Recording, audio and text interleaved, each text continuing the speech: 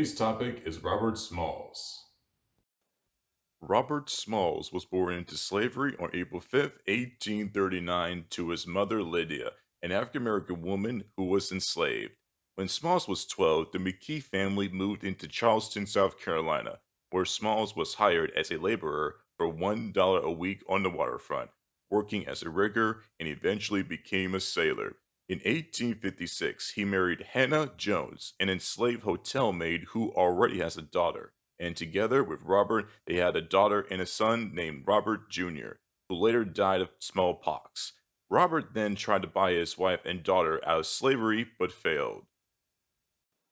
In March 1861, during the Civil War, Robert Smalls was hired as a deckhand on the Confederate supply ship called the Planter, a converted cotton steamer that carried supplies between forts in Charleston, South Carolina harbor.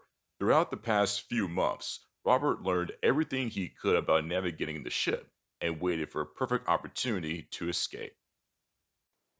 In May 13th, 1862, while the white officers and crew slept in Charleston, Robert, along with a crew of 8 men, 5 women, 3 children, and his own wife and 2 kids, quietly slipped the planter out of Charleston harbor.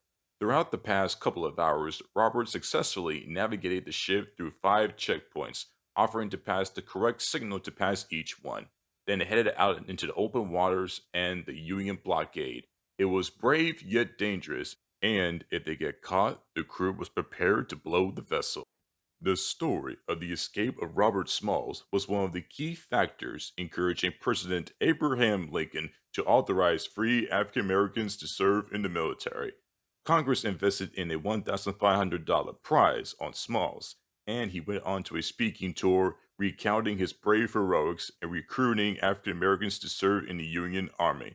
During the rest of the war, Robert Smalls balanced his role as a spokesperson and a Union Navy captain on the Planter and the ironclad USS Keokuk, leading in 17 missions in and around Charleston, South Carolina. After the Civil War, Robert Smalls was commissioned as Brigadier General in the South Carolina Militia and has purchased his former owner's house in Beaufort, South Carolina. He started a general store, a school for African American children, and newspaper.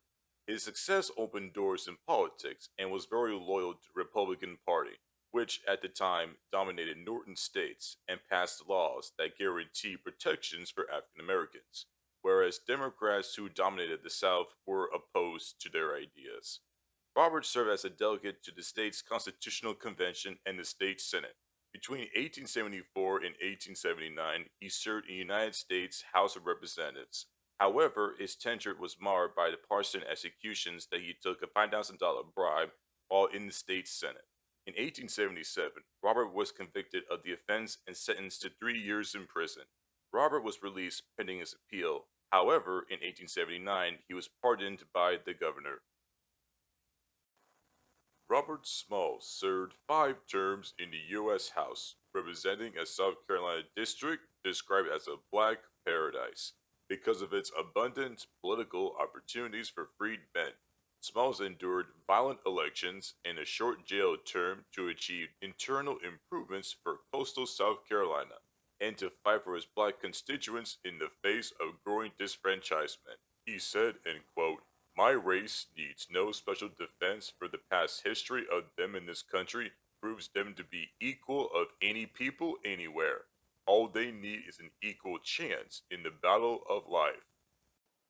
After his wife died in 1883, Robert remarried Anne Wigg, a Charleston schoolteacher, in April 9th, 1890. They had a son named William Robert Smalls, who was born on 1892. Robert Smalls served as a U.S. Customs collector in Beaufort from 1889 to 1911 and remained active in politics. On February 23rd, 1915, Robert Smalls died of natural causes in his home in Beaufort. Fort Robert Smalls was named in his honor. It was built by free blacks in 1863 on McGuire's Hill on the south side of Pittsburgh during the American Civil War. It survived until the 1940s.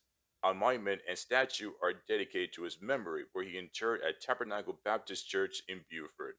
The story of the escape of Robert Smalls became a national phenomenon, and even still lives on to this day.